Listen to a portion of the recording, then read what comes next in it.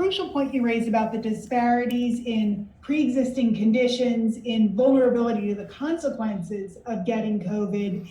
Of course, there are parallel tragic disparities in economic circumstances for the people who are most likely to be hit by a recession, least likely to be able to sit comfortably at home, safely at home, and continue to get paid, are those same Black and brown populations who have the greater health burden to begin with and are then more exposed both to the physical consequences and to the economic consequences of the current situation. They're also less likely to be vaccinated. There are lower distribution rates and lower take-up rates. What messages or strategies do you think that we can do to increase access to and successful administration of vaccines among these very vulnerable populations? Well, now you've asked a question that I could actually answer with some concrete information. So this is something that we've discussed in great detail, and President Biden has made a very, very strong commitment of equity. That is critical in everything that we talk about, and we do this every day with the medical team that's led by Jeff Zients. And what we do is we say, we've got to do these things, but it's got to be equity. So what actually in a concrete way has been done? It's the putting up of community vaccine centers, about 440 of them, with a clear recognition that we've got to put them geographically into those areas where the demography is heavily weighted towards minority populations. You can't have it in places that are completely inaccessible. Number two, you've got to put a lot of vaccine in pharmacies, including pharmacies in areas, again, that serve minority populations. Thirdly, you've got to have a situation where you use mobile units to get into relatively inaccessible, underserved situations.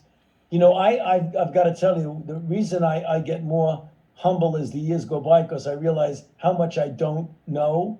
And even though I thought I did know a lot about the access of minority populations, when you go deep down, you realize that some of them are in situations where they're in deserts, deserts of pharmacy deserts, food store deserts, healthcare deserts. They don't have a car to get to where they need to be.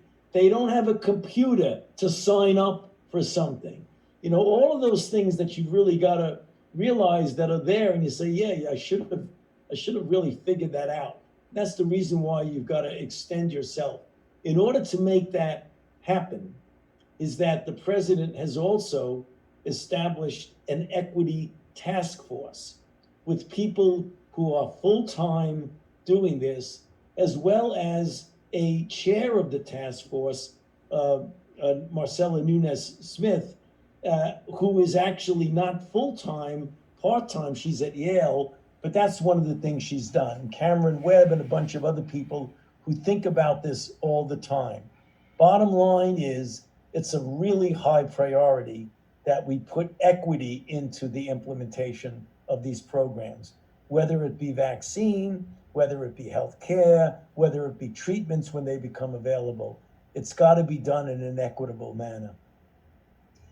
So you mentioned as well the importance of resourcing localities, particularly those who serve underserved populations, but local public health infrastructure for surveillance and distribution, and the variation in local conditions that cities and states have to deal with. At the same time, we've seen distribution challenges, shortages, particularly early on, ranging from PPE to therapeutics to vaccines. If you got to command and control resources at a national level, where do you think the choke points were that we could alleviate with a different distribution or production strategy? And how would you like to see that change? Well, I hope that we have enough corporate memory to remember what we had to do. And I remember it because I was sitting in the Situation Room of the White House every single day saying, "Oh my God, how are we going to get out of this?"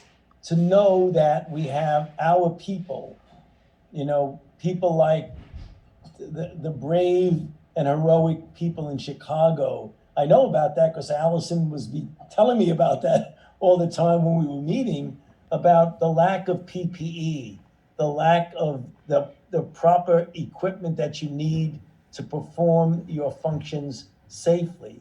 Then you find out that most of it is made in another country. So we wound up having to get the military to fly these cargo planes back and forth. And you're sitting there saying, "You're kidding me. We actually have to have it flown in to then distribute." So we want to talk about things that we can make ourselves, that we don't have to rely on other countries who might have the same problem we have. That's one of the things about pandemics.